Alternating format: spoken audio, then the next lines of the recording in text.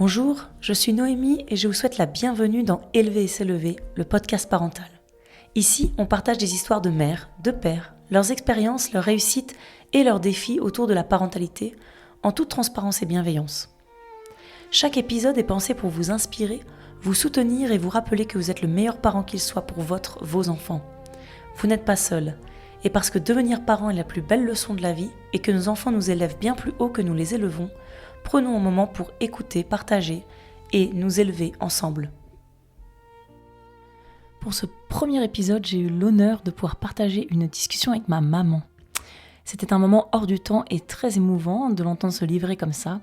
Et c'est aussi symbolique pour moi qu'elle soit le premier interview d'une longue série, car si je suis la femme et la maman que je suis aujourd'hui, c'est en grande partie grâce à elle. Je suis très fière de pouvoir la mettre à l'honneur dans son parcours de vie de femme, puis de maman. Et fière aussi, je dois le dire, d'avoir des parents autant soutenants dans tous mes projets, dont celui-ci.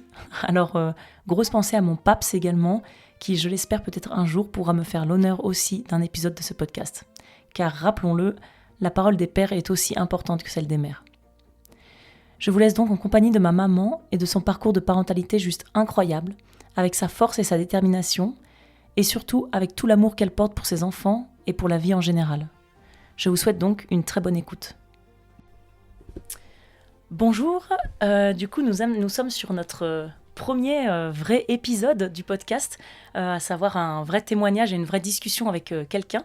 Et puis ce quelqu'un, c'est pas n'importe qui, parce que pour ce premier épisode, j'ai demandé à ma maman, Séverine, de faire partie du projet qui l'a touchée et qu'elle a accepté. Donc j'en suis très honorée. Bonjour maman.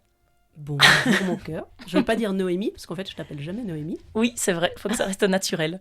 Et puis, donc voilà, c'est ma maman. Et puis, on va dérouler en fait ensemble. Donc, j'ai fait une petite trame. Et puis, l'idée, pour moi, c'était important de faire ce premier épisode avec toi.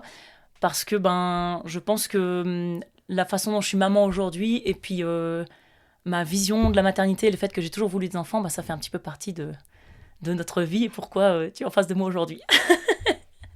Il va y avoir beaucoup d'émotions. Du coup, donc, je vais toujours commencer de la même façon pour chaque épisode, à savoir qu'on va faire une première partie où je vais te demander déjà de te présenter en quelques mots. Une présentation assez brève, s'il te plaît. Alors, assez brève.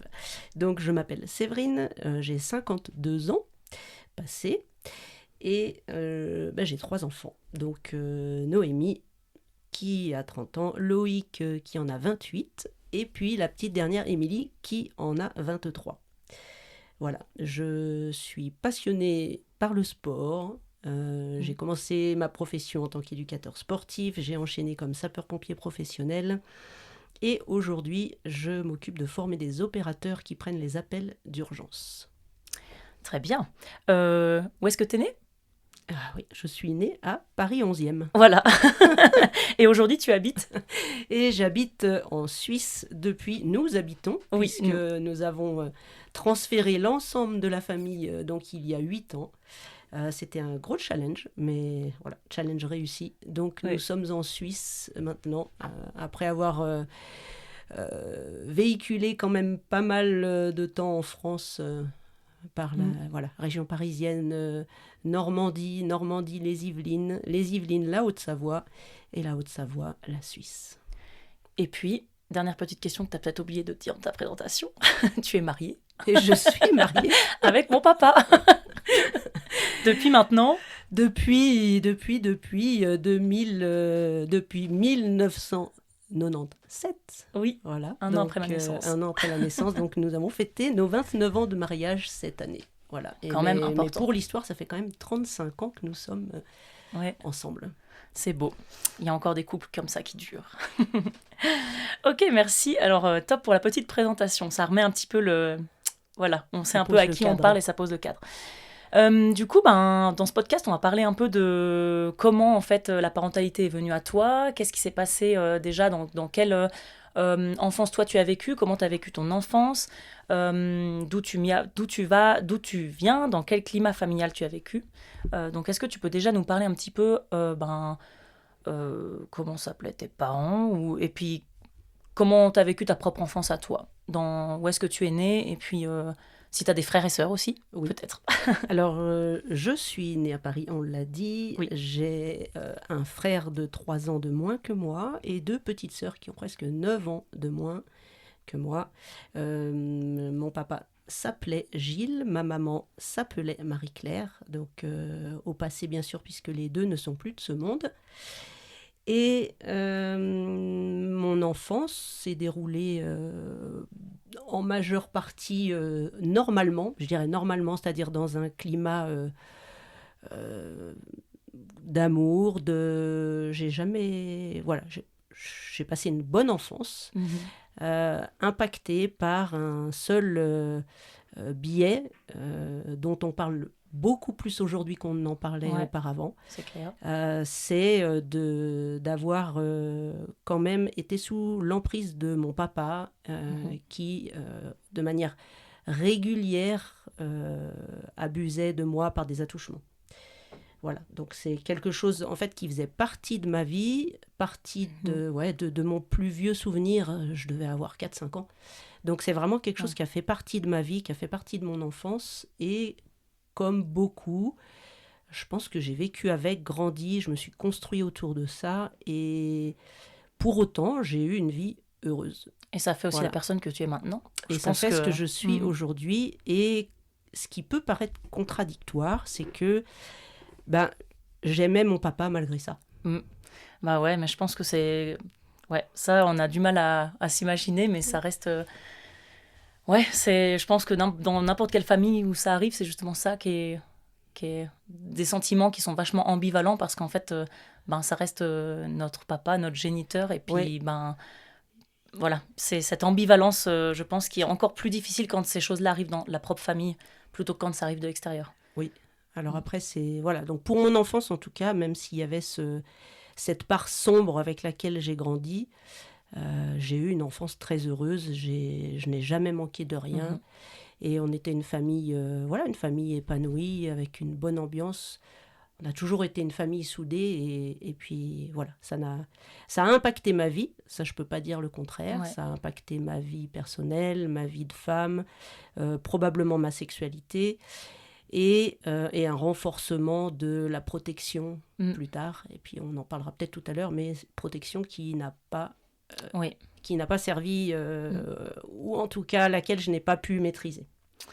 Alors comme vous avez, pour ceux qui ont écouté peut-être l'épisode de présentation, j'ai aussi parlé très brièvement de ce que j'avais aussi subi dans l'enfance. Donc voilà, pour remettre un petit peu le contexte, du coup, vu que c'était le papa de ma maman, on parle de la même chose. Mais effectivement, on aura l'occasion aussi, peut-être dans d'autres épisodes de ce podcast, de reparler de ce sujet-là, qui est à mon sens aussi un sujet dont j'aimerais libérer la parole et débattre aussi dans ce podcast. Et je pense que tout ce qu'on a vécu fait aussi partie intégrante de notre vie. Et de qui on est. Et de qui on est. Donc je pense que c'est important d'en parler. Ok. Merci pour ce début. On se retient un petit peu, je pense que les deux. Fort en émotion.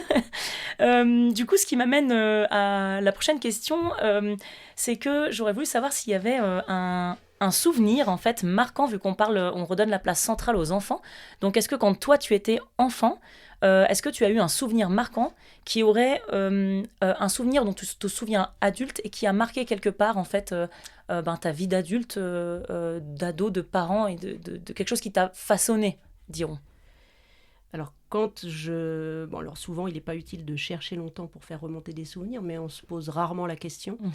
Et quand c'est arrivé que je me la pose, la première chose qui me revient, parce que c'est des choses, étant grand-maman aujourd'hui, c'est des choses auxquelles j'ai repensé et qui me marquent, c'est que l'on se souvient toujours beaucoup plus d'événements ou de choses, de moments vécus que d'un cadeau, et de tous les cadeaux qu'on a pu recevoir étant enfant. Et ce qui me revient tout de suite à l'esprit, et pour lequel j'ai même encore des images très claires en tête, c'est émouvant. Ton grand-papa, ton grand-père, non ? Oui. Ouais. C'est effectivement c'est pas évident quand on a des souvenirs qui remontent comme ça. C'est mon grand-père maternel avec qui j'étais très proche Et on avait passé toute, je dis une après-midi ou une journée, en fait, à dessiner et à découper des horloges avec les chiffres arabes, les chiffres romains. Ah ouais. Et lui m'a appris à lire l'heure, en fait, avec les aiguilles. Et ça, c'est quelque chose qui est resté, mais voilà, quand je cherche Intact. un souvenir, c'est quelque chose qui est presque intact, oui. Je me revois encore, je ne saurais pas dire quel âge j'avais, mais je pense 7, 8 ans, peut-être pas plus, en tout cas. Ah ouais, donc t'étais Et ça, hyper c'est jeune. vraiment quelque chose voilà, dont je me souviens, c'est que mon grand-père m'a appris à lire l'heure. Et par la suite, c'est ma grand-mère paternelle qui m'a offert ma première montre à aiguille. Ah, Et cette montre, je l'ai encore quelque part. J'ai plus le bracelet, mais j'ai gardé la petite montre. Et elle avait un bracelet rouge. Et voilà, ça c'est aussi quelque chose que j'ai gardé en mémoire.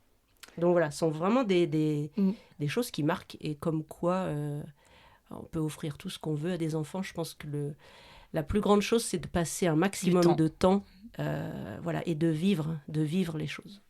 Ouais, c'est trop beau parce que je savais que tu me disais qu'il t'avait appris à lire l'heure, mais je savais pas que ça avait comme ça duré une après-midi, qu'il avait pris le temps de découper et tout. Et puis le fait que tu en gardes des souvenirs très précis, c'est super beau. Et puis ça montre encore que, ben, comme tu dis, ouais, parfois les moments passés restent vraiment beaucoup plus en souvenir.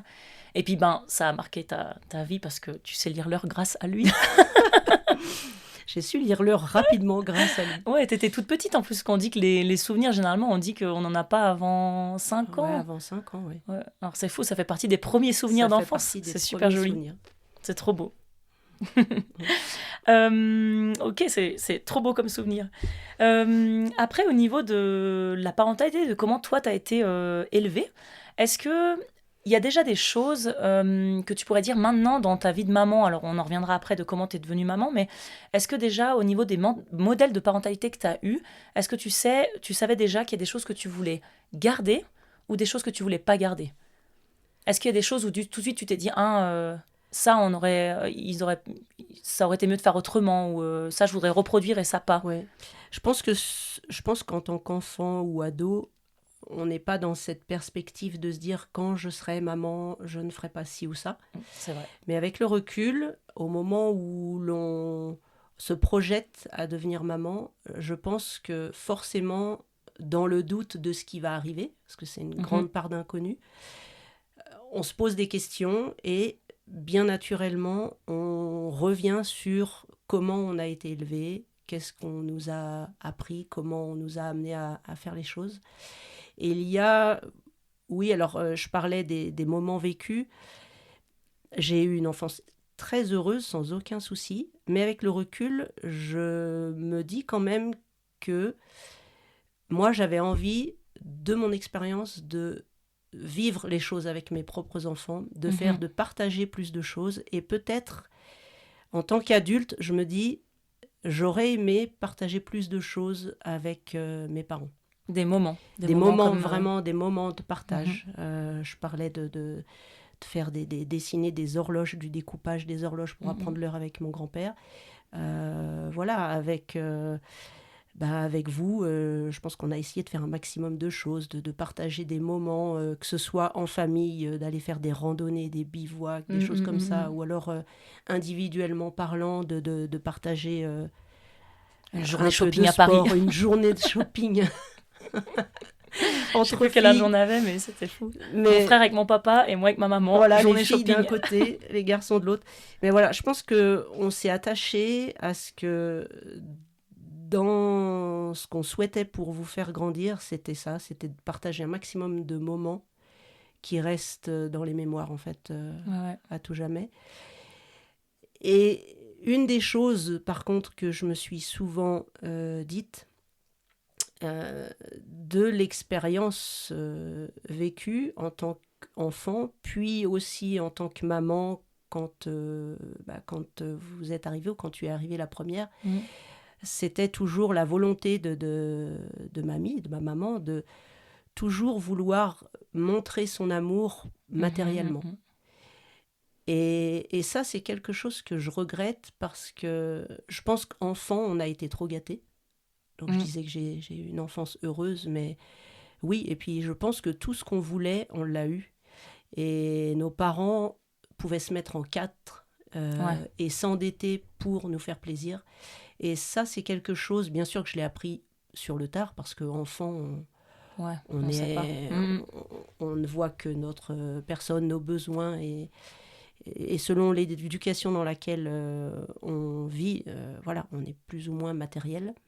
Et moi, c'est ce que je ne voulais surtout pas reproduire, c'était forcément accéder à tous les désirs matériels trop facilement. Et plutôt, voilà, je reviens sur le partage de moments de vie. C'est réussi.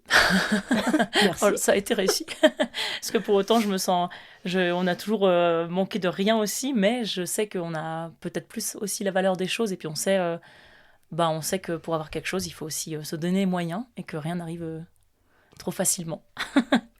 T'as toujours voulu être maman ? Je pense que oui.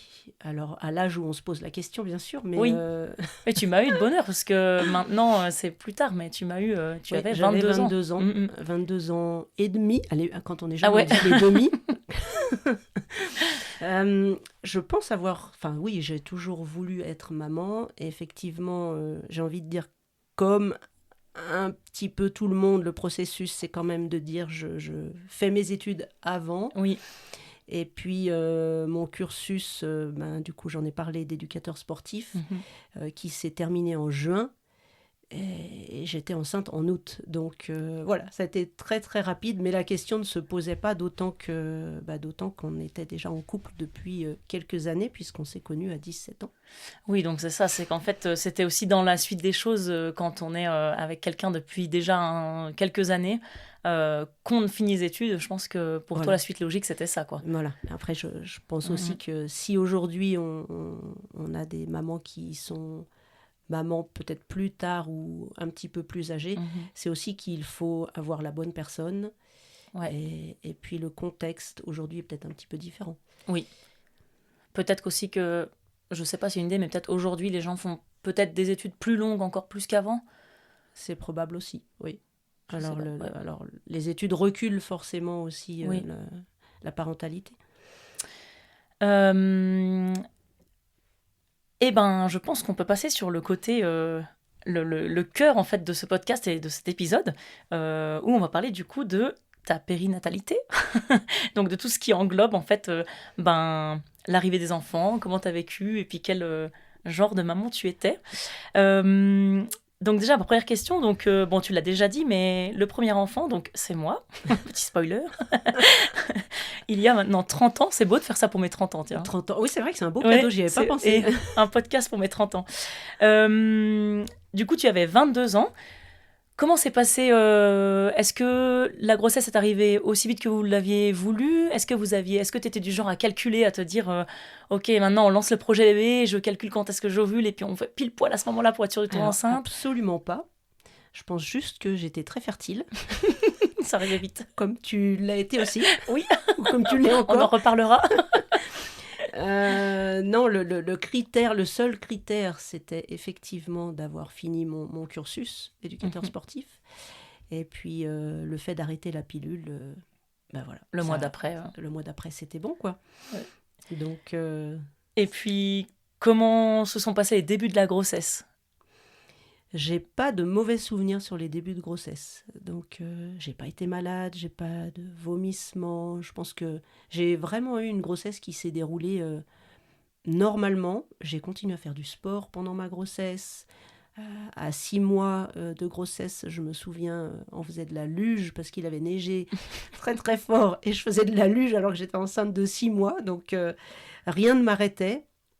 Et puis d'ailleurs, pour dire que tu étais bien à l'intérieur, bien installé, bien accroché, c'est que la fin de la grossesse était quand même un peu longue, parce que tu n'avais pas décidé de sortir le bout du nez à la date qu'on m'avait donnée. Et combien de femmes savent qu'elles veulent toujours accoucher plus tôt que la date. Ouais. Donc, surtout pour un premier, on est impatient. Oui, on est impatient. En stress, mais impatient. Oui. Et Du coup, fin de grossesse, à 8 semaines et demie, j'étais à bouger dans tous les sens, à faire les carreaux dans la 8 maison. mois et demi. J'ai dit quoi? 8 semaines. Ah oui, Ça fait tôt. 8 semaines et demie, ça fait tôt. 8 mois et demi, Ah, oui. 8 mois et Pour te demi. dire que j'allais arriver avant, C'était en fait, pour voir avant si les t'étais 9 mois. attentive. Ah ouais, c'est ça. Je t'écoute attentivement. Donc, il y a 8 mois et demi, voilà, après, je Ouais. bougeais dans tous les sens pour dire, mais elle va venir, elle va venir. Et D'autant non, que j'étais très bien au chaud. à la date dite, ta marraine était ta marraine, du coup, qui était future marraine, qui était aussi impatiente, était venue passer le week-end en se disant, je serai là pour la naissance de ma filleule. Et elle a dû repartir parce que tu n'étais pas arrivée. On était même allé à la plage, on était allé se baigner et c'était le 26 mai, donc pour dire. Voilà. Et j'étais puis, prévue. Tu as dit la date de... J'étais prévue pour le c'était combien? le 26. Ah, pour le 26. Et le 26, Ouais. on s'est dit, on va aller à la plage, comme ça, je vais aller me baigner dans la mer, ça va va déclencher. la réveiller un peu, elle va vouloir sortir. Et puis, non, du coup, il a fallu attendre jusqu'au 30 mai. Voilà, j'ai fait attendre ma marraine. Donc ma marraine, si elle nous écoute, pardon de t'avoir fait attendre pour la rencontre. Mais on s'est bien rattrapé par la suite. Donc voilà, pour la Ouais. suite, la suite après le déclenchement, lui par contre a été assez violent. Donc, T'as été... Non, t'as pas été déclenchée, je non, suis le venue naturellement. déclenchement. Ah oui, des contractions. Alors du coup, raconte-nous comment ça s'est passé. Enfin, en tout cas, si tes souvenirs sont encore... Ah, mes souvenirs sont encore bien là, ouais. effectivement. Puisque j'étais allée plusieurs fois à l'hôpital contrôler que je ne perdais pas du liquide amniotique. Puis chaque fois on me disait non madame, c'est de l'urine, vous inquiétez pas, le bébé, voilà, vous êtes en fin de grossesse, ça appuie sur la vessie, donc c'est des petites pertes urinaires, mais il n'y a pas de liquide amniotique, il n'y a pas de fissure, restez tranquille. Donc chaque fois on me renvoyait, j'ai dû y aller 3 fois je pense, chaque fois on me renvoyait à la maison. Et puis le 30, à nouveau, voilà, ça s'écoulait petit à petit. Mais j'avais pas envie d'y aller. Tu sais, c'est toujours de l'urine, ça en va, fait, pas ils vont du me tout. renvoyer. Et j'ai quand même fini par y aller parce que, voilà, on était quand même le 30 mai. Donc, à J+4. Et le temps d'arriver et qu'il m'installe en chambre, j'ai rompu la poche des os. Ah, en arrivant, en fait, direct avant d'aller à la J'étais à chambre. peine installée dans la chambre. Mais t'avais déjà eu des contractions? Il venait... non, j'avais des légères contractions qu'on peut avoir, mais rien de régulier, ouais. rien de voilà. Et puis rupture de la poche des os. Donc il a fallu rappeler le futur papa, Ouais. Ouais. qui travaillait au casino de Ouistreham à l'époque. Et le temps qu'il l'appelle et qu'il arrive à la chambre, il est arrivé. J'étais dans un état où les contractions avaient vraiment pris tout de suite de l'ampleur. Il est arrivé, je lui ai vomi sur les chaussures. Je pense qu'il s'en rappelle encore. Joli cadeau d'arrivée. Et puis voilà, la sage-femme qui est revenue dans la chambre, elle me dit, écoutez, il y a la tête qui est là, il faut absolument qu'on y aille maintenant. Donc c'était très très rapide. Mais t'avais été à l'hôpital toute seule? Non, j'avais été accompagnée par ma maman. Ok. Ah ouais. Et puis, voilà, donc la perte des os, je crois que c'était 20h30. Et tu es née à 21h40. Non, mais c'est fou pour un premier, donc, la vitesse. Très rapide, mais du coup très violent.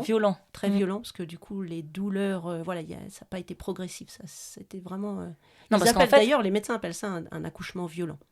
Ils m'avaient dit de faire attention au deuxième, parce que ce serait probablement... encore plus rapide. Oui, parce qu'en fait, là, t'avais pas de contraction, c'était tout bien. T'as fait rupture de la poche des os. 1 heure plus tard, j'étais là. Ah, rupture de la poche des os, 1h10 plus tard. Donc, en fait, en 1h10, t'as dilaté de 0 à 10. Ouais, ça a été hyper violent. Alors, d'un côté, tant mieux, parce que pour toutes ces femmes qui nous écoutent et qui ont des accouchements de 48, 72 heures, et qui se disent ou 3 jours ou 4 jours, où c'est vraiment interminable, je pense que toi, du coup, t'as même pas le temps de dire ouf. Je pense que papa, il a rien dû comprendre non plus. Ah, quoi. Il est arrivé juste à temps, quoi. Fallait pas qu'il arrive un peu plus tard. Et puis... comment était... Ah oui, autre question. Du coup, tu n'as pas eu le temps de demander la péridurale. Est-ce que c'était un souhait? Non. Tu ne l'avais pas voulu de base et au final, tu n'aurais pas pu, en fait. Alors, dans ces conditions-là, je n'aurais pas pu. Mais de base, je pense que la péridurale me faisait... Enfin, je pense pas, je suis sûre. La péridurale me faisait plus peur que l'accouchement. Ouais, comme moi. Et j'étais catégorique sur ce point, c'est que je ne voulais pas de péridurale. Et voilà, du coup, ça s'est fait comme ça. Et puis, ça s'est fait comme ça pour les 3. Puisque de toute façon, j'ai jamais voulu de péridurale. Donc, voilà. Et puis, à l'époque, est-ce qu'on faisait aussi... Enfin, à l'époque, oui, je dis à l'époque, oui, 30 ans. Est-ce qu'on faisait aussi des projets de naissance comme on faisait maintenant? Est-ce que tu avais pu dire tes souhaits? Est-ce que tu avais dit à l'avance, ben non, moi, je voudrais faire quelque chose de plus physiologique, sans péridurale? Ou est-ce qu'en fait, non, ça se fait sur le moment, il n'y avait pas forcément toute cette préparation comme on a aujourd'hui Alors, je pense qu'il y avait moins de préparation qu'aujourd'hui. Ouais. La préparation à l'accouchement, c'était des cours pour expliquer un petit peu comment ça allait se passer. Une chose dont je me souviens d'ailleurs de ces cours, c'est que, rapport à l'épisiotomie, il avait été dit à ces cours que les femmes qui faisaient de l'équitation, qui faisaient beaucoup de sport, avaient un périnée beaucoup plus tonique. Et de ce fait, la plupart du temps, ces femmes-là avaient une péridurale. Et moi, j'étais convaincue que j'allais avoir pas péridurale. Une épisiotomie. Épisiotomie. Oui. Et de ce cours-là, je suis ressortie en me disant, mais voilà, moi j'ai toujours fait du sport à fond. Donc c'est sûr que j'en aurais une. C'est sûr, j'aurais une épisiotomie. Et puis, verdict? Et du coup, j'ai eu une épisiotomie. Vous l'avez mais senti comme venir. je m'étais préparée et que je savais, Ouais. voilà, j'ai aussi anticipé le fait où ils allaient couper. Et en fait, ça, c'est le pire, parce que je m'en souviens encore. Mais est-ce que tu penses que c'était du coup nécessaire, ou est-ce que c'était un peu la facilité? Est-ce qu'ils auraient pu faire autrement? Est-ce que tu avais eu j'étais bloquée. Est-ce que tu as su pourquoi ils ont fait ça tout de suite à ce moment-là? Non. Ils t'ont pas dit, en fait. Alors, je sais qu'ils, voilà, dans les consignes qu'ils te donnent de pousser, relâcher, j'ai su quand ils allaient, voilà. Quand ils l'ont dit? Peut-être le travail allait être peut-être long, enfin long, c'était pas long, puisque c'était quand même très rapide. Mais je pense qu'à l'époque, ça faisait un peu partie des pratiques. Et on prenait pas le temps, à moins que ce soit clairement explicite, parce que de cette expérience, pour la naissance de Loïc, j'avais dit, je vous préviens, je veux que vous m'aidiez et que vous fassiez tout pour que je n'ai pas à nouveau une épisiotomie. Mais je pense que voilà, le fait d'engager très vite la tête, voilà, je pense qu'à un moment, si la tête elle s'engage, ils ont coupé. Mais j'ai vraiment souvenir de ça. Je pense qu'avant, peut-être qu'ils sont revenus aussi là-dessus, mais ça faudrait qu'on recherche. Mais je crois qu'avant, l'épisiotomie était faite beaucoup plus facilement, en tout cas, parce qu'ils trouvaient peut-être plus simple au niveau pour recoudre plutôt qu'une déchirure. Et je crois que maintenant, ils sont vachement revenus là-dessus, à dire qu'en fait, c'était pas forcément... la déchirure se fait tout le temps dans le sens des fibres, et qu'en fait, ça se cicatrise mieux que quand on coupe, nous, n'importe comment. Puis ça déchire peut-être moins que une épisiotomie qui va quand même chercher assez loin. Et puis du coup, la première rencontre, c'était comment? Replonge-toi un peu dans ces souvenirs. C'est le premier bébé. Je pense non, je suis sûre, c'est le plus beau moment d'une vie. Et puis ce qui est magique, c'est malgré tout le passage de l'accouchement qui n'est quand même pas une partie de plaisir, mais malgré tout, je pense qu'on oublie tout d'une seconde à l'autre. Juste le fait d'avoir son bébé en corps à corps, voilà, tout ce qui vient de se passer, c'est déjà mis de côté. Et puis voilà, c'est le plus beau jour du monde. Ouais. Trop beau. Et puis, tu m'as allaitée? Oui. Ça faisait partie... Ça s'est fait facilement? Enfin, comment tu te souviens en fait des débuts avec moi? Parce que c'est vrai que le postpartum peut être vraiment difficile d'une femme à l'autre, ou en tout cas on ne le vit pas du tout de la même façon. Est-ce que tu as des souvenirs marquants où tu as eu des souvenirs vraiment très difficiles du postpartum? Ou est-ce que ça a roulé et que tu t'es pas trop posé de questions et que ça s'est super bien fait, que ce soit les débuts, les soins, l'allaitement Alors, je ne me suis pas posé la question de savoir si j'allais allaiter ou pas, parce que c'était naturel. Enfin, je voulais allaiter. Ça, c'est la question ne se posait absolument pas. L'aide ou l'entourage pour l'allaitement, j'ai pas souvenir que ce soit quelque chose qui était vraiment assisté. Je pense que je me souviens que oui, en salle de naissance, on aide la maman et on met le bébé au sein. Et puis après, je pense qu'on n'a pas besoin d'apprendre ça. Ça reste quelque chose de naturel. Donc voilà, ça s'est fait naturellement. Le souvenir que j'ai, c'est plutôt les grosses montées de lait. Qui, elles, étaient hyper douloureuses. Je crois que 2 ou 3 jours après, j'avais les seins qui montaient presque jusque sous la gorge. J'étais à l'époque Samantha produisais Fox, bien. mais ça, c'est pas une référence pour toi, parce que Non. Je sais pas qui c'est. peut-être que si des gens un petit peu plus âgés de mon âge verront bien de Ils quoi je auront la parle. vision. Donc oui, ça c'était... Non, le postpartum, ça a été plutôt les grosses montées de lait qui étaient vraiment très très douloureuses. J'avais du mal à... J'étais obligée de soutenir la poitrine quand j'allais à la douche parce que c'était tellement douloureux. Ça, et puis bien sûr les suites de l'épisiotomie. Oui, ah ouais, ça t'a quand même... Par contre, ça, tu te souviens que ça avait quand même Ça, c'est les suites, impacté c'est quand même, le postpartum. Oui, oui. Ouais. Mais voilà, après ça dure pas non plus Oui, c'est... trop longtemps, ouais. mais c'est le temps de la cicatrisation. Bon, après, j'ai été... Enfin, je pense qu'il y a aussi une part de chance dans le sens où j'étais un super bébé et que j'ai super bien tété dès le début. Parce que ça peut quand même être... Enfin, pour certaines femmes, l'allaitement peut être vraiment beaucoup plus compliqué avec des crevasses, un mauvais positionnement. Et puis, je pense que ça... Effectivement. Ouais, je pense que pour le coup, j'étais... Alors, j'ai eu aucun j'étais trop bien. souci de ce côté-là. Donc, aucun souci d'allaitement et tout de... s'est bien passé. Tout s'est trop bien passé. Est-ce que l'envie d'une fratrie, d'un deuxième, est tout de suite venue à toi? Ou est-ce que vous êtes laissé le temps? Est-ce que tu étais sûre de vouloir une fratrie, un deuxième rapproché? Est-ce que vous étiez dans quelle optique avec papa Alors, c'était sûr, on en voulait... Enfin, on en voulait 2. J'en voulais 2. Papa en voulait plus. Toujours les papas. Puis une fois qu'ils sont là, ils disent ah. Mais moi, j'étais assez catégorique sur le fait que j'en voulais. Alors, 2, c'était sûr. Et puis 2 assez rapprochés. On s'était dit, voilà, 2 à 3 ans, mais pas plus. Du coup, vous avez 2 ans et 3 mois avec Loïc, à peine. Mais 2, c'était sûr. Après, l'arrivée d'Émilie, 5 ans plus tard, puisque vous avez 5 ans et 7 ans d'écart, à l'heure où je t'ai eu toi et où on a eu toi et Loïc, c'était pas d'actualité d'avoir plus que 2. Ah ouais. Quand vous avez eu par contre Loïc, vous vouliez rester à 2. On voulait rester. Bon, on va revenir après aussi pourquoi, ce qui s'est passé, etc. Et puis, est-ce que cette deuxième grossesse est arrivée aussi vite que la première? Oui, complètement. Très fertile.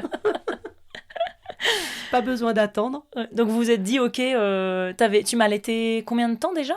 Alors, 11 mois et demi, presque une année. Presque une année, ouais. Avec l'évolution, bien sûr, de la diversité au niveau de l'alimentation, mais voilà, jusqu'à 1 an et demi. Et puis du coup, Loïc, donc t'es tombée enceinte, j'avais 1 an et demi en fait. Enfin, un an, un petit peu plus. Ouais, tu comptes... J'avais pas 2 ans en fait encore. Non, t'avais pas 2 ans. Non. Et tu te souviens, est-ce que t'as encore des souvenirs, je t'ai même pas demandé pour moi, mais de quand t'as appris que t'étais enceinte, que t'as fait ce fameux test? Et... Alors ça, étonnamment, je cherche rapidement, mais étonnamment, je ne me souviens pas du jour où j'ai appris que j'étais enceinte. Ah, tu n'as pas de souvenir? Enfin, Tu revois pas le moment où tu regardes le test et puis ta réaction, en fait? Non. Et puis en plus, j'ai pas fait de test comme on peut faire maintenant, test avec l'urine. Ah, urinaire. C'était prise de sang. Ah, il n'y avait pas de test urinaire? Ah, je sais pas s'il n'y avait pas ou si ouais. je n'ai pas fait, mais c'était peut-être pas aussi réputé que maintenant. Oui. C'était pas une habitude, donc la confirmation de la grossesse était faite tout simplement par la prise de sang chez le médecin. Okay. Ouais, donc tu avais un retard de règles, tu prenais rendez-vous, tu faisais une prise de sang. C'est ça. Ok. Et mais donc, ça, j'ai pas le souvenir de ce jour-là, mais c'était de toute façon prévu, c'était quelque chose qu'on voulait. Ouais. Voilà, ça faisait partie de la suite. Du coup, vous étiez très heureux de cette deuxième grossesse. Ah bah oui. Et puis du coup, comment s'est passée déjà cette deuxième grossesse? Est-ce que ça a été aussi beau que la première? Pas de nausées, pas de... Alors les débuts étaient parfaits, pas de nausées, pas malade, rien. Alors la grossesse ne m'a pas fait souffrir. Elle m'a mise rapidement au repos, ce que je n'avais pas envisagé. Parce que j'ai pas un tempérament à rester couché dans un canapé. Et à 5 mois, j'avais déjà le col qui était ouvert.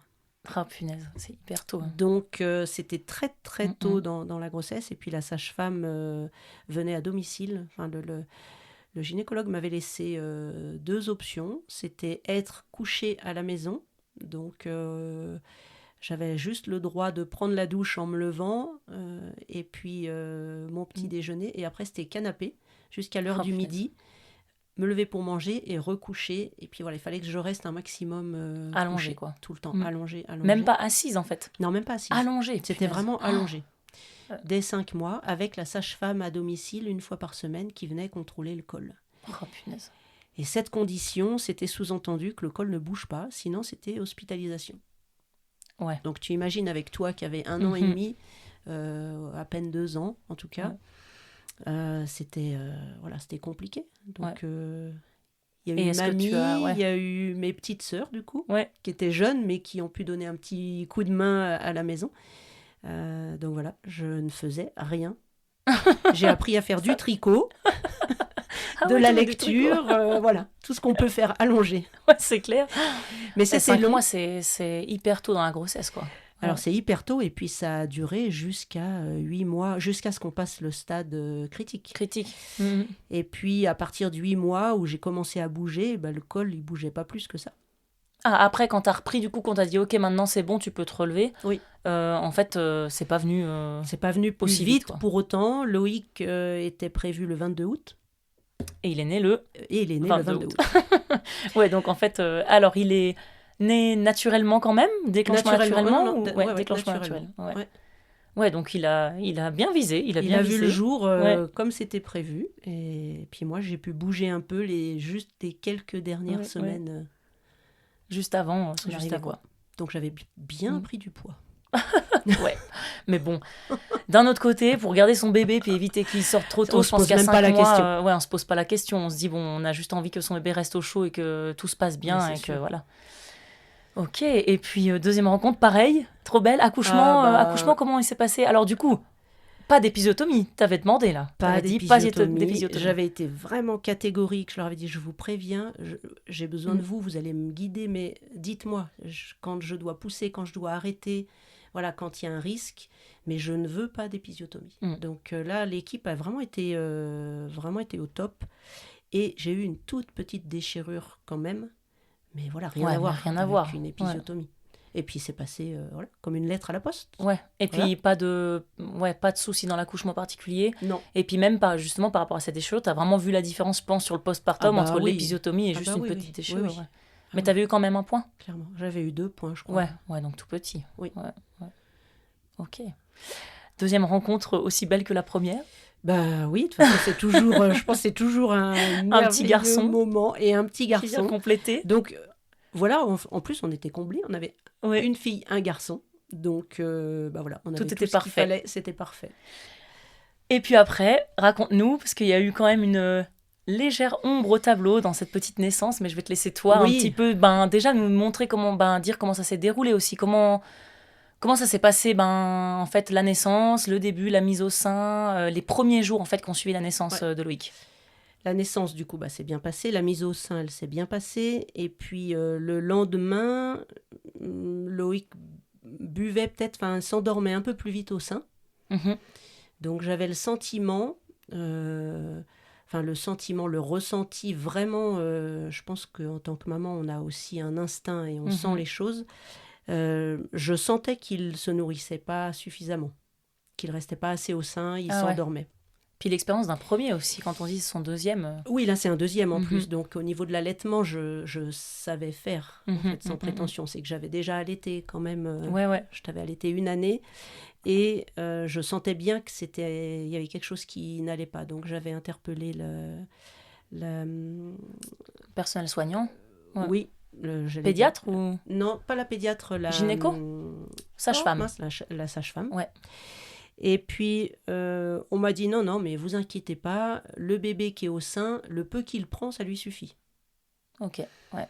Donc, voilà. Donc, il s'est passé plus de 24 heures. Et puis, jusqu'au 2e jour, où là, vraiment, il ne faisait que dormir. Je le mettais au sein, je le réveillais pour le mettre au sein, je le mettais au sein, il était... Voilà, en fait, il buvait quasiment plus. Il était amorphe, jusqu'à être devenu complètement hypotonique. Ah ouais. Et là, j'ai vraiment rappelé, et je leur ai dit, non, mais là, j'ai un souci, parce que Loïc, là, il boit plus, il réagit plus. Et... T'avais rappelé entre deux, en fait? Elle passe plusieurs fois en plus. En fait, il passe plusieurs fois. Puis après, il y a la pédiatre aussi qui passe. Mais on m'avait dit, non, madame, vous inquiétez pas. Ok. Un bébé, il prend ce qu'il a besoin. Et puis voilà. Donc, regret à cette époque de ne pas avoir écouté vraiment le ressenti de la maman. Oui, Je pense oui, que l'instinct de la maman est quand même une des choses probablement plus prises en compte qu'à l'époque. Ouais. Mais je regrette, je leur en voulais à l'époque de ne pas m'avoir écouté la veille. Oui. Parce qu'on serait peut-être pas passé par toute cette phase compliquée émotionnelle qui a été, oui effectivement, Loïc était tout simplement en train de s'intoxiquer puisqu'il n'évacuait pas. Alors il évacuait très très peu le méconium. Ok. Mais au final... Donc le méconium, pour ceux qui... Enfin, c'est vraiment les premières selles, en fait, à la naissance. Et là, ils n'ont pas vu, d'ailleurs, qu'il évacuait un tout petit peu. Ils ne se sont pas dit qu'il y avait un souci. Pour eux, comme il y avait un peu de méconium, ils ne se sont absolument pas inquiétés. Ok. Donc, il était tout simplement en occlusion. Donc, occlusion intestinale, quelques heures ou moins, on aurait pu le perdre, quoi, ouais, en fait. Ouais. Parce que là, il était vraiment en train de s'empoisonner. Donc, ils me l'ont pris, du coup, à ce moment-là. Mais du coup, à ce moment-là, quand toi, t'as rappelé que t'as dit qu'il y avait vraiment quelque chose qui allait pas, ils sont venus et ils l'ont pris pour les faire des examens. Là, ils l'ont vu. Oui, c'est ça. Donc là, moi, je les ai appelés en disant, mais là, ça va pas du tout. Il faut vraiment faire quelque chose parce que là, c'était une poupée de chiffon, en fait. Donc là, ils l'ont pris. Et puis, je pense que là, le personnel a vu que vraiment, il y avait un souci. Donc, ils sont partis. Et puis, ils sont juste jamais revenus. Et puis, c'est juste le médecin qui est revenu dans la chambre. Donc, et combien de temps après ? Ta notion de... Ouais, peut-être une notion de temps. Je ne me souviens pas. J'ai pas de notion de temps en tête, mais peut-être dans la demi-heure qui a suivi. Ah ouais. Bon, après, ça devient un peu long, quoi. Il s'est retrouvé en réanimation et puis voilà, tout ce qui a suivi. Donc là, c'est l'ascenseur émotionnel. On passe du plus beau moment de sa vie au pire moment de sa vie, quoi. Ouais. Hyper dur à gérer. Je pense que tous parents qui donnent naissance, on doit se dire que ça fait vraiment l'ascenseur émotionnel parce qu'on est dans les plus beaux moments, les premiers. Et puis en fait, là, c'est la chute. Et puis, tu t'es tout de suite rendu compte que t'as tout de suite intégré le fait que c'était grave. Ah bah, quand le bébé ne revient pas et que c'est le médecin chef qui vient dans la chambre, il n'y a pas besoin de... Voilà, on percute tout de suite que c'est grave. Donc voilà, donc ils nous ont annoncé qu'il était du coup en réanimation et puis que ils avaient détecté, alors il a fallu les examens tout de suite derrière, mais au final il avait effectivement, il se mettait en occlusion, puis une partie de l'intestin qui ne fonctionnait pas. Donc le chirurgien est venu, le professeur qui gère ça est venu nous expliquer ce que c'était, nous dire que c'était ce qu'on appelle la maladie de Hirschsprung, qui est une partie de l'intestin qui n'est pas innervée. Et de ce fait, la contraction ne se fait pas et les selles ne peuvent pas descendre. Ouais, l'avancée des selles ne se fait pas. Voilà, donc à ce moment-là, il nous explique ça, il nous rassure, il nous explique un peu que c'est pour un chirurgien ni plus ni moins que de la tuyauterie, j'ai envie de dire. Oui, ouais. Voilà. Et la chance qu'on avait, c'est que Loïc était un beau bébé. Il faisait 3,740 kg à la naissance. Ouais, donc déjà, c'est peut-être aussi ce qui l'a sauvé un petit peu, en fait. Il avait un peu de réserve. Peut-être ça, et en tout cas, c'est ce qui a permis de ne pas l'opérer en urgence, ce qui aurait été risqué. Ah, ils l'ont pas opéré en urgence? Non, je croyais. Ok. Du coup, il nous a expliqué comment on allait procéder, et le fait qu'il soit déjà costaud, on pouvait attendre un petit peu. Donc on a attendu qu'il ait... on a attendu 1 mois et demi, je crois. J'ai plus exactement en tête. Et puis il fallait compenser le fait qu'il ne puisse pas extraire ses selles lui-même. Donc il fallait faire du nursing rectal. Ouais, des lavements en fait. Même pas des lavements, c'est vraiment un tuyau qu'on met dans l'anus. Oh là, ouais. Et qu'on enfonce jusqu'à aller à la partie qui n'est pas énervée, pour que ça évacue et les excréments, les selles et les gaz. Et ça, on a dû te montrer. Oui, alors ça, il le faisait. Montré, mais après, c'était à toi de le faire. Alors, c'était la condition. Le nursing rectal se faisait donc à la maternité. On est resté 2 semaines à la maternité tous les deux. D'abord, alors je l'allaitais, mais du coup, je devais tirer mon lait, puis il lui était donné. Par sonde. Par sonde. Et puis le nursing rectal était au début fait par le personnel soignant, puis après ils m'ont demandé si je voulais le faire. Donc évidemment que je voulais le faire moi-même. Bah oui. On n'a pas Et envie la de laisser condition ça. pour rentrer à domicile, c'était de toute façon de faire ce nursing, D'arriver à le faire, en fait. de le faire, ouais, Ouais. pour être autonome. Mhm. Donc tout comme on change son bébé toutes les heures ou toutes les 2 heures, ben moi c'était ouvrir la couche et puis faire ce nursing rectal. Mais tout, du coup, ouais, à chaque change, Bah, en fait. à chaque change. Voir s'il y avait... Ouais. Oui, oui, à chaque change. Ouais, ça devait être un sacré... Enfin, ouais, ça devait prendre... Ouais, c'est une sacrée chose auquel on s'attend pas, en fait, quand on devient parent. On s'attend pas à devoir faire ces Non. gestes-là. Alors il y a un gros Ouais. coup, voilà, il faut accuser bien sûr accuser la chose au début, ce qui fait que je me suis un peu retranchée sur moi-même et je voulais voir personne. Ce qui a été un petit peu dur même, j'imagine, pour tout le monde, pour Ouais, les grands-parents. les grands-parents, pour toi. Enfin, le jour où il est parti, là, j'avais dit à papa, je veux voir personne, je reste. Ouais. Mhm. Et puis bah après, on allait le voir. T'es venu le voir, pareil, Mhm. voilà, dans les services D'hospitalisation, quoi. dédiés, voilà. Mhm. Et puis le chirurgien nous expliquait que ce qu'il allait faire et que ça allait, voilà, qu'il allait ouvrir dans le bas du ventre, mais qu'il ferait bien attention que ce soit vraiment dans le bas pour que, en grandissant, ce soit dans le pli du slip Oui. ou du Ouais. caleçon et que ça ne se verrait pas.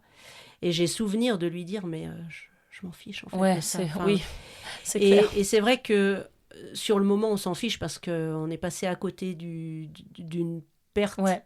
De possiblement une perte d'un enfant, ouais, C'est ça. clairement. Mm. Et donc, oui, bien sûr que la cicatrice, c'est rien. Mais, comme me disait le chirurgien, pour lui, dans son futur, c'est important aussi que Oui. ce soit bien fait. Oui. Donc, du coup, voilà, j'ai souvenir de ça. Et puis, bon, ça a été un suivi compliqué parce que dans sa première année, il a quand même été hospitalisé 9 fois. Ouais, En 9 12 fois. mois. Ouais. Parce que bah, après, il faut aussi que le système, l'intestin apprenne à fonctionner, même après l'opération. Ouais. Donc ça veut dire que après l'opération, il a fallu continuer ce nursing rectal. Mhm. Et puis c'est à double tranchant parce que le fait de faire ce nursing ne poussait pas l'intestin à travailler de lui-même, Oui, parce qu'on le fait pour lui. puisqu'on le fait pour lui. Mais d'un côté, et on du est obligé coup, de le faire. Et on est Enfin, obligé de le faire. Donc ça a duré quand même assez longtemps. Puis après, c'était tout un. Après, voilà, on rentre après dans un processus d'apprentissage aussi Ouais, qui a été ouais. assez long pour Loïc. ouais, ouais. Voilà, avec cette maladie. Donc ça, après, c'est un vécu avec lequel il a appris aussi. Mhm. Quand on passe dans les phases où on doit commencer à apprendre à l'enfant Mhm. à ressentir son besoin, à aller aux toilettes, c'est quelque chose que Loïc n'a jamais eu. Cette sensation de Non. besoin, Oui, oui. il l'a jamais eu. Pour la simple raison qu'ils ont retiré la partie de l'intestin qui n'était pas innervée, qui était en bout de Partie course. terminale, ouais. Voilà. Donc ils ont dû aussi enlever le rectum. Ah oui, ok. Ouais. Et qui dit pas de rectum, donc pas d'ampoule rectale, Ouais. c'est celle-ci, Pas quand elle est d'envie, pleine, ouais. qui génère le besoin Ouais. d'aller à la selle. Donc Loïc, Ouais, encore aujourd'hui ouais. dans sa vie d'adulte, Ah ouais. il n'a pas de sensation de besoin. Alors, du coup, pour faire un petit... parce que moi, j'avais aussi noté, en fait... pour aussi que ceux qui nous écoutent puissent aussi un peu savoir de quoi on parle. Et puis peut-être ça serait chouette que ça puisse aussi parler à d'autres personnes qui vivent peut-être ça. Parce que donc, la maladie de Hirschsprung, donc c'est comme tu disais, une paralysie intestinale congénitale. Donc ça veut dire qu'elle est présente dès la naissance. Et effectivement, c'est localisé dans la plupart des cas en partie terminale du gros intestin. J'ai vu que ça touchait beaucoup plus les garçons que les filles. Sur mes recherches. Je savais. Et j'ai vu qu'en fait, tout ça, c'est dû en fait à une absence de ganglions nerveux au niveau de la paroi intestinale. Et c'est ça qui fait que y a cette paralysie et du coup, absence de péristaltisme. Donc, c'est ce que tu disais. Du coup, les selles n'avancent pas parce qu'il n'y a pas de péristaltisme, donc de mouvement naturel en fait au niveau de l'intestin. Ce qui fait une augmentation du volume de l'intestin sain et un blocage, et donc une occlusion. C'est quand même un cas pour 5000 naissances. C'est fou, hein, parce que c'est pas... Je me rends pas compte, en fait, si c'est beaucoup, pas beaucoup. Ça me paraît pas beaucoup. Alors, ça paraît... Je pense que c'est quand même important. Alors, on avait la chance, en plus, on était à Caen à l'époque, et un des spécialistes qui opère de cette maladie-là était au HUG de Caen. Ah ouais, Donc, donc vous êtes tombé sur on la est- perle de la perle. on a eu la chance, en mm. plus, de pouvoir rester à l'hôpital de Caen. Et j'ai juste pas eu besoin d'aller Ailleurs. Oui, parce que d'être transférée. si ça se trouve, tu aurais dû être transféré, si c'était dans un autre hôpital, transféré Oui. là pour avoir le spécialiste, en fait. Alors après, pour la suite, quand il a grandi aussi, enfin la première année, après, on a eu des suivis aussi à l'hôpital Necker. Ouais. Voilà. À Hôpital Paris des aussi. enfants, à Paris. Mais il a pu être opéré à Caen. Et puis, moi quand j'ai fait les recherches, donc je vous mettrai les références plus bas, hein, j'ai fait les recherches sur le site des HUG, ils disent que, en fait, c'est quelque chose maintenant, alors peut-être que l'article que j'ai lu était de nos jours, il disait qu'en fait, c'était quelque chose qui était détecté assez rapidement à la naissance parce que justement, il y avait une absence du méconium. C'est pour ça que je te demandais si ils avaient vu le méconium, parce que... Mais du coup, là, c'était pas une absence totale de méconium. Ouais. Donc peut-être qu'en fait, quand il y en a un petit peu, ça peut le faire quand même. Donc comme quoi, des fois, il faut quand même écouter les mamans. Et puis même s'il n'y a pas une absence totale, en fait, ça peut quand même être le cas. Et puis du coup, oui, ça m'était venu à une question, comment est-ce que tu t'es senti écoutée par le personnel soignant? Mais je pense que tu l'as répondu, c'est que non, pour le coup, tu t'es pas senti écoutée au début, en tout cas. Non, au début, pas. Jusqu'à ce que eux comprennent que vraiment c'était grave. Et puis je pense que si à ce moment-là, je n'avais pas alerté, je pense vraiment qu'on aurait pu le perdre. Ouais. Vraiment. Ah oui. Ouais. Donc non, j'ai pas du tout été écoutée. Et je pense qu'on peut et on doit faire confiance à l'instinct des mamans. Ouais. Et puis quand on dit qu'il y a quelque chose qui va pas, en fait, peut-être au moins donner l'impression qu'on se dit, on va vérifier, faire les tests, tout vérifier, et puis même si c'est pour rien. Malgré tout, on est connecté à son bébé. Ouais. On a vécu avec lui 9 mois. Je pense qu'on est connecté et on arrive à ressentir ce qui va et ce qui va pas. Donc mon frère va bien, si jamais maintenant. C'est un homme accompli. Et Loïc, si tu nous écoutes, bisous. Non, mais il va bien. Et puis, mais du coup, voilà, ça a quand même marqué en fait ton deuxième postpartum qui était du coup marqué aussi par tout ce nursing qui était pas banal en fait. Alors c'était pas banal, alors c'est devenu quelque chose de banal au sein de la famille du coup, et puis ça l'était aussi pour toi parce que toi tu jouais avec tes bébés et je mettais des tuyaux. Tu changeais tes bébés, tu leur mettais un tuyau dans les fesses quand tu leur changeais la couche. Comme quoi les enfants font tout par imitation. Donc c'est vraiment du mimétisme, ça faisait, pour toi ça faisait partie des choses normales. Oui, partie intégrante. Donc, à la suite, on en rigolait de te voir faire pareil, mais voilà, ça faisait partie du quotidien. Oui. Et après, par contre, une fois qu'il y avait ça, est-ce qu'il a mangé normalement? Est-ce qu'il y a eu des problèmes de sensibilité, en fait, au niveau intestinal, de reflux, de ces choses-là? Parce que je sais que de souvenir, tu l'as allaité longtemps. Exclusivement, en tout cas, longtemps. Longtemps. Il n'y a pas eu de problème par rapport à une alimentation à venir.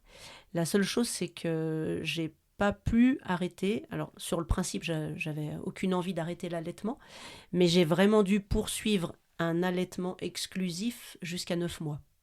Ouais. Parce que chaque fois qu'ils ont essayé d'intégrer un lait maternel, artificiel, ça le bloquait encore plus. C'est-à-dire qu'il était constipé et il pouvait plus du tout, on n'arrivait plus du tout à le faire évacuer, pouvoir évacuer ses selles.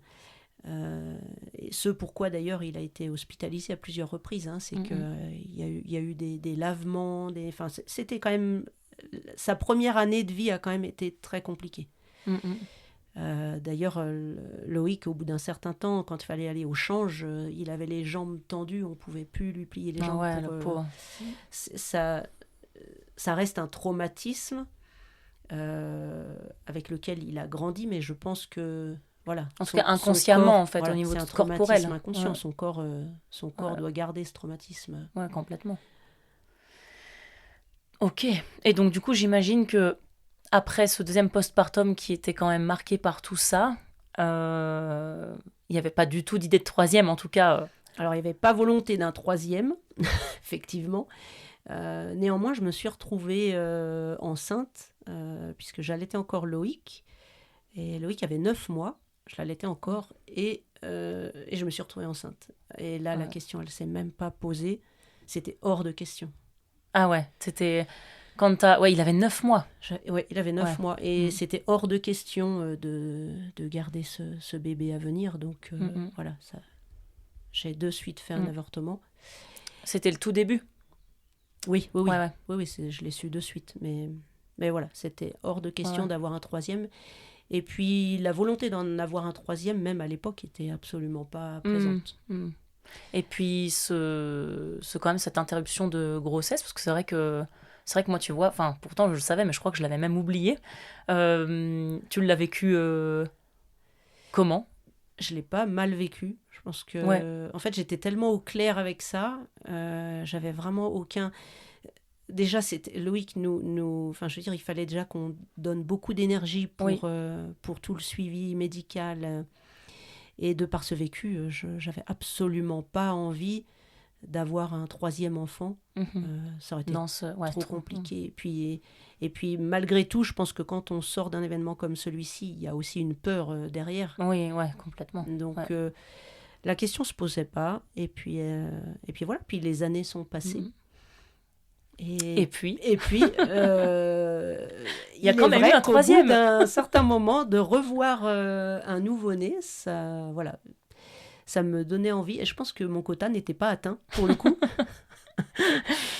Donc, voilà. Donc, après, Émilie est arrivée. Donc, avec quand même quelques années d'écart, parce que vous avez 5 et 7 ans d'écart avec Émilie. Et donc, c'était voulu aussi, c'était pas c'était surprise. Clairement... Ouais, c'était non, voulu. c'était clairement voulu. C'était clairement voulu. Voilà, c'était vraiment le... Papa voulait toujours avoir 3 ou 4 enfants. Ah ouais, ou 4. Ou 4. Mais je pense qu'à 3, ça l'a calmé quand même. À 3, il s'est dit, bon, finalement, on va peut-être s'arrêter là. Mais bon, en même temps, la troisième a quasiment 30 ans, voilà. C'était... Oui, ouais. Trop bien. Il y avait le quota atteint. Et puis, toujours aussi fertile pour la troisième. Et toujours aussi fertile pour la troisième. Toujours arrivé aussi vite. Donc voilà, c'est pour ça qu'après, il fallait quand même faire attention de ne pas en vouloir un quatrième. Pas faire de nouveau, parce qu'après, quand ça arrive vite comme ça... Et puis, ça s'est encore très, très bien déroulé. La grossesse s'est super bien passée. L'accouchement était bien différent, du coup. Et puis, excuse-moi, je te coupe, mais est-ce que tu avais quand même gardé un stress par rapport à cette maladie que Loïc a pu avoir? Est-ce que c'est comme quelque chose, est-ce que tu y as repensé en étant enceinte sur la possibilité d'avoir de nouveau une malformation? Est-ce que toi, ça t'a un peu marqué à ce niveau-là? Alors, il y a une part congénitale, ils disent, mais bien sûr que j'y pensais, mais les médecins étant au courant, de toute façon, le contrôle était fait, probablement plus d'attention. Et la peur que ça arrive, pas forcément, parce que, on l'a dit, c'est pas non plus quelque chose de fréquent. Non. Donc, mais ça t'a pas enlevé, je veux dire, enfin, moi, je me mets à ta place et je me dis, c'est vrai qu'on a une forme de... Quand on devient maman jeune, on a une forme de... de naïveté, enfin pas naïveté, mais d'innocence. Et puis je me dis, peut-être ça t'a aussi retiré un peu une part d'innocence de se dire, on s'imagine pas que ça puisse nous arriver à nous, et puis de se dire, c'est sûr. Maintenant, il y a quand même des choses qui peuvent se Mais j'ai pas souvenir que ça m'ait vraiment perturbée au point d'avoir peur pendant la grossesse. D'y penser, en tout cas. D'y penser. Donc j'ai vécu ma grossesse, troisième grossesse, pleinement. Bien occupée, de toute façon. Avec 2 enfants en bas âge. 2. Ouais.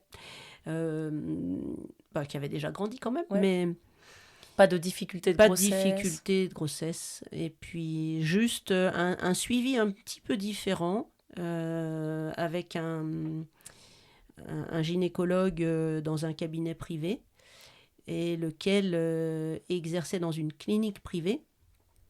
Et puis Émilie étant prévue le 14 juillet, date d'anniversaire de papa. On s'était dit ce serait un beau cadeau d'anniversaire. Trop beau. Ouais. Et de ce fait pas, puisque le gynécologue étant en vacances sur cette période-là, il a préféré anticiper et planifier l'accouchement le 2 juillet. Avant. Chose que je regrette vraiment grandement, et ça je l'ai par contre mal vécu, c'est le fait de quelque part de connaître la date de naissance avant même qu'elle arrive. Ça reste un cadeau, la naissance. Ouais.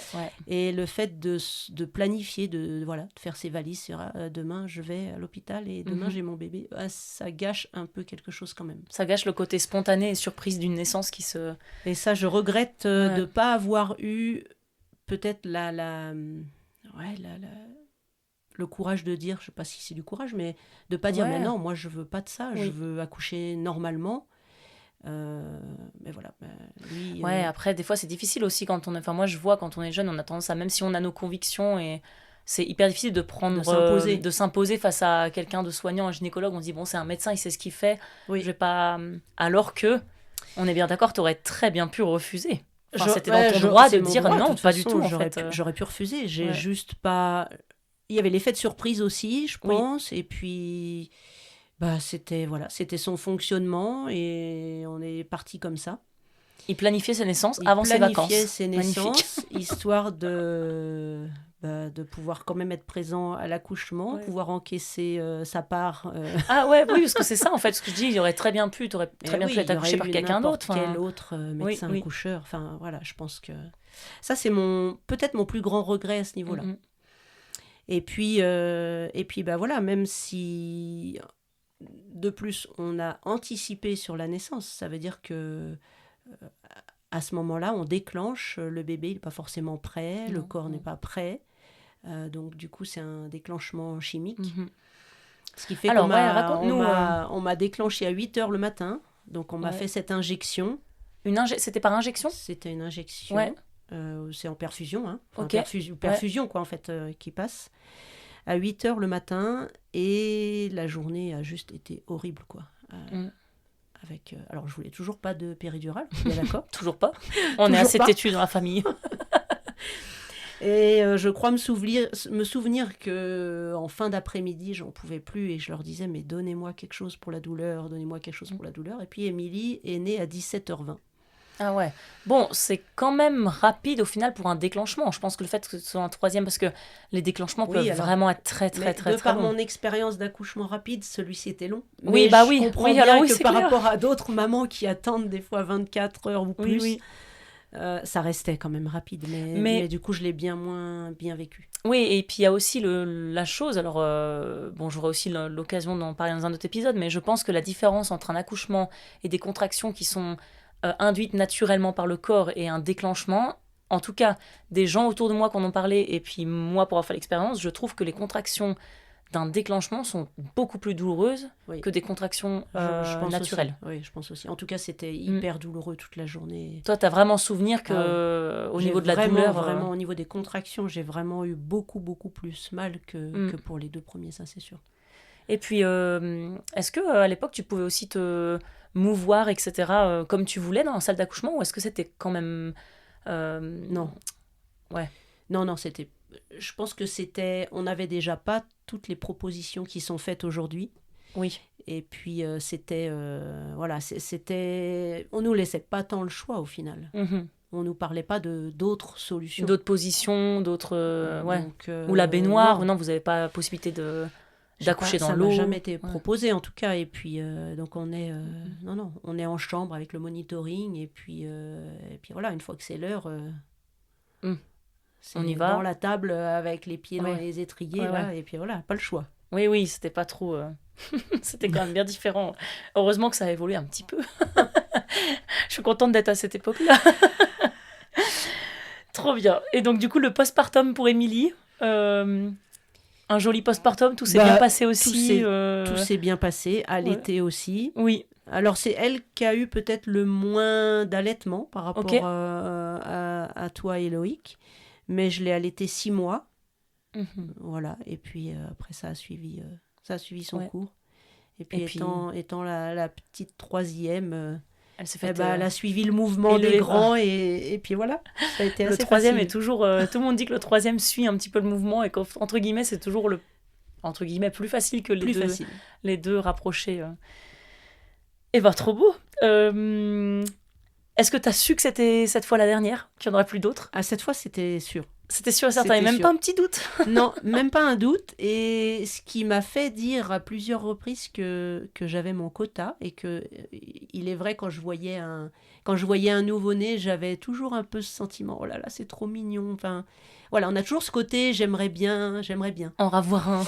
Et là, non. Après, je pouvais voir... Dans les années qui ont suivi, je pouvais voir des nouveau-nés. J'adore voir les nouveau-nés. Mais un bébé, tout ça, ça générait pas d'envie du tout. J'avais mon quota. Ouais, puis je pense que tu voulais maintenant 3, tu voulais peut-être avancer, puis voir d'autres choses, et puis maintenant, Ouais, quand puis on après, grandit... il y a tout ce qui va derrière, parce que Oui. voilà, c'est qu'un début. Ouais. Après, il y aura les petits-enfants.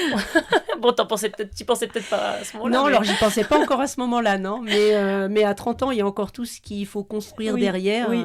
Et 3, ben voilà, ça veut dire 3 fois les études, 3 fois, enfin tout ce qu'il faut prévoir par la suite, auquel on pense pas forcément au tout début. Donc, voilà. J'ai une dernière question par rapport en tout cas à ça, à tous les enfants, les naissances et puis les postpartum. Est-ce que tu t'es sentie entourée Est-ce que tu t'en sentis entourée par la famille? Est-ce que tu as reçu de l'aide? Ou est-ce que tu as pu avoir en fait un peu ce sentiment de te ressentir un peu seule avec ton bébé et d'avoir des moments un peu de... sans dire de déprime, mais des moments un petit peu plus durs, un peu seul. J'ai pas souvenir. Donc, enceinte de Loïc, j'étais entourée parce que mamie m'aidait beaucoup. Pour moi. Avec mes sœurs aussi. Donc, les 2 petites tatas, même si elles étaient jeunes, elles aidaient. Donc, non, en tout cas, entre toi et Loïc, j'ai été entourée. Donc pour les 2 premiers, j'ai été entourée. Puis après, on a aussi fait le choix, parce qu'on était en Normandie à l'époque, on a aussi fait, nous, le choix de quitter la Normandie pour des raisons plus professionnelles. Mais du coup, on s'est éloigné et ensuite, effectivement, on a dû se débrouiller seul. Ouais. Donc à l'arrivée d'Émilie, on était seuls, mais ma foi, il y avait l'expérience des 2 premiers. On était déjà une famille construite, donc j'ai pas eu ce sentiment d'être seule, d'avoir plus besoin. Et puis le partage des tâches s'est toujours fait à la maison. Donc, papa était un papa présent. Voilà, il était On présent. n'a même pas parlé de papa, quoi. Ah non. De Paps, d'ailleurs. Je sais pas pourquoi je l'appelle papa, je l'appelle tout le temps Paps. Mais c'était un papa investi. Il a toujours été présent pendant les grossesses, pendant l'accouchement, pendant les 3 accouchements. Il a été là. Et il n'a pas tourné de l'œil. Non. Il a coupé le cordon des 3. Wow. Donc, non, voilà, ça a toujours bien. Il a toujours été présent pour nous. En tout cas, nous, on a une super expérience de notre papa. On a tout reçu ce qu'on voulait, ce qu'on avait. Enfin, on a toujours eu tout l'amour qu'il fallait, que ce soit de maman ou de papa.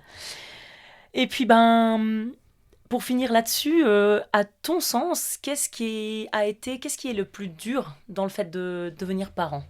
Après toutes ces expériences faites, même si, en règle générale, c'est toujours bien déroulé et que toi, tu as toujours réussi, en tout cas, à avoir du postpartum assez... Enfin, tu t'es toujours bien sentie dans ton rôle de maman et que ça a toujours été, entre guillemets, naturel pour toi. Oui, ça a toujours été naturel. Tu t'es jamais posé des questions. Ouais. Alors, je pense qu'on s'en pose quand même toujours, mais elles prennent pas le dessus sur le cours de la vie. Peut-être le plus dur, c'est de savoir si on est dans le juste, en fait. C'est qu'on fait pour le mieux. Il n'y a pas d'école, ça, on l'a souvent dit, il n'y a pas d'école. Aujourd'hui, il y a quand même beaucoup plus d'informations, les réseaux. On peut apprendre beaucoup de choses quand même par des podcasts. Ouais. Mais il y a 30 ans en arrière, il n'y avait pas tout ça.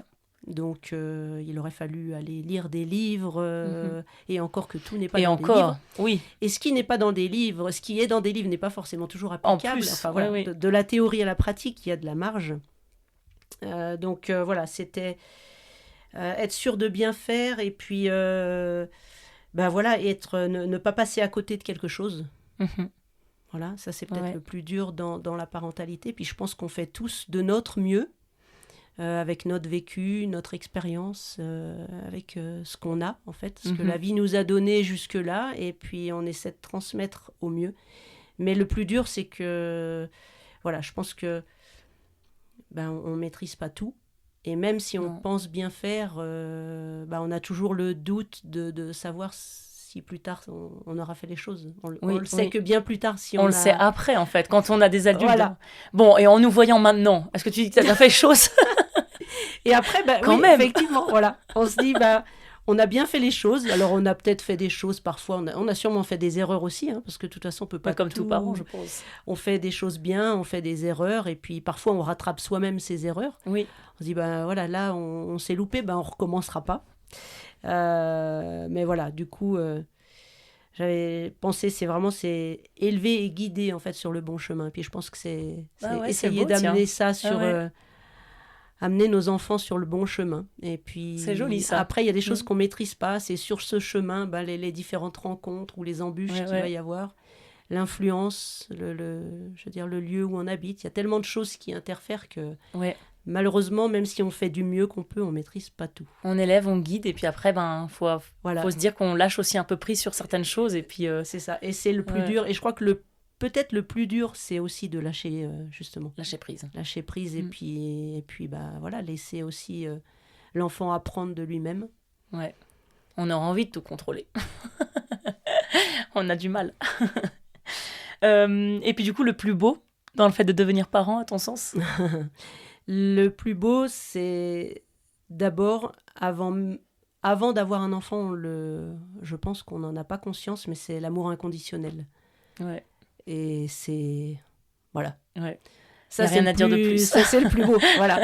Je crois que rien ne peut... Enfin, quand on devient maman, on découvre ce que c'est. Et je sais pas s'il y a d'autres amours que celui-là qui est vraiment comme ça, sans condition. Et je pense que c'est un des seuls. Je pense que... Oui. Je pense qu'ici, sur Terre, c'est vraiment le propre de l'amour inconditionnel. C'est ce lien-là. Ouais.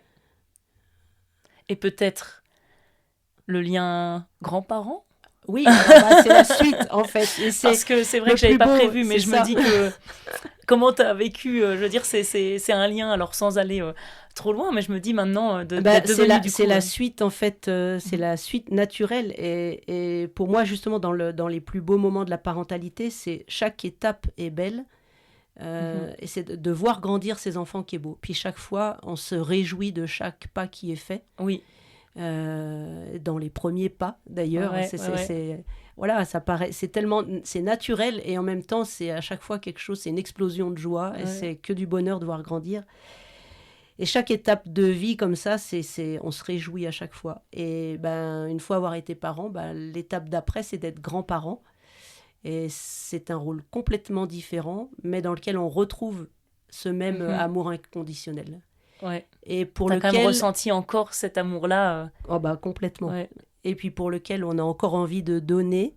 Et je pense que le rôle de parent, il est à vie. Et du coup, qui dit parent dit, on l'espère tous, grands-parents. Oui. Et du coup, on poursuit ce qu'on a commencé. Et puis c'est aussi une réalisation, une fierté. Enfin, je veux dire, ça fait partie des choses pour lesquelles c'est beau d'être parent. Oui, de voir ses enfants après donner la vie à leur tour. Je pense que c'est ultra beau. C'est incroyable. Et je crois qu'on arrive gentiment à la fin de cet épisode.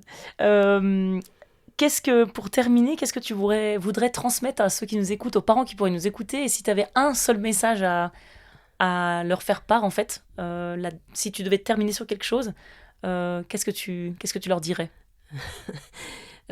Simplement, vous faites de votre mieux. Oui. Comme on l'a dit, de toute façon, on ne peut pas tout maîtriser. Et je pense que chaque parent investit beaucoup d'amour dans le fait d'élever ses enfants. Donc, c'est de retenir qu'on fait toujours de notre mieux. Voilà. C'est beau. C'est exactement ce que je pense, ce que je veux transmettre. L'amour fait grandir. Oh, c'est beau aussi, ça. Et puis, la petite question de fin que je poserai à chaque personne que je vais recevoir comme ça pour mon podcast. Peut-être qu'on a aussi balayé le sujet et que ça va peut-être encore se recroiser avec d'autres choses, mais qu'est-ce qui t'élève dans le fait d'être parent aujourd'hui?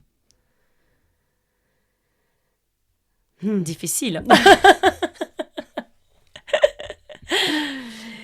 Je vais revenir sur l'amour inconditionnel. C'est ce qui fait grandir les enfants, mais c'est ce qui nous fait grandir aussi en tant que parents. Et puis la fierté de voir au fur et à mesure ces enfants se réaliser. Et se réaliser, ça passe par toutes les étapes de vie et qu'ils grandissent, qu'ils apprennent, qu'ils deviennent étudiants, qu'ils se mettent en couple, qu'ils forment une famille. Et tout ça, c'est une fierté. Donc voilà. Et puis nous, on a toujours à apprendre. Et aujourd'hui, j'apprends notamment de tout ce que toi tu fais et ta façon d'élever les enfants et on voit que les choses évoluent et on grandit avec ça aussi. C'est beau. Ça me touche. Et merci Mams. Je t'appelle Mams parce que je t'appelle tout le temps comme ça. Voilà, on finit sur des larmes. Merci beaucoup. Je suis trop émue, touchée et honorée d'avoir fait ce premier épisode avec toi. C'était trop bien. Et ben voilà, j'en ai encore appris davantage sur comment tu as vécu tes grossesses, tes accouchements. Et un gros bisou à mon frère, ma sœur, mon papa et cette belle famille que nous formons. Voilà. Merci et beaucoup. Puis longue vie à éveiller et s'éveiller. Élever et s'élever. Oh là là. On s'éveille aussi. Ouais. Merci beaucoup, Mams. Merci à toi. Vous venez d'écouter un épisode du podcast Élever et s'élever. Un immense merci pour votre écoute. Si cet épisode vous a plu, n'hésitez pas à vous abonner, à nous laisser un commentaire. Et surtout, à partager autour de vous. Votre famille, vos amis, vos voisins, vos collègues. On veut que ces voix portent loin. Vous pouvez également nous suivre sur Instagram pour ne rien louper. Le lien est en description. N'oubliez pas, vous faites vivre ce podcast. Prenez soin de vous et à très vite. Bisous.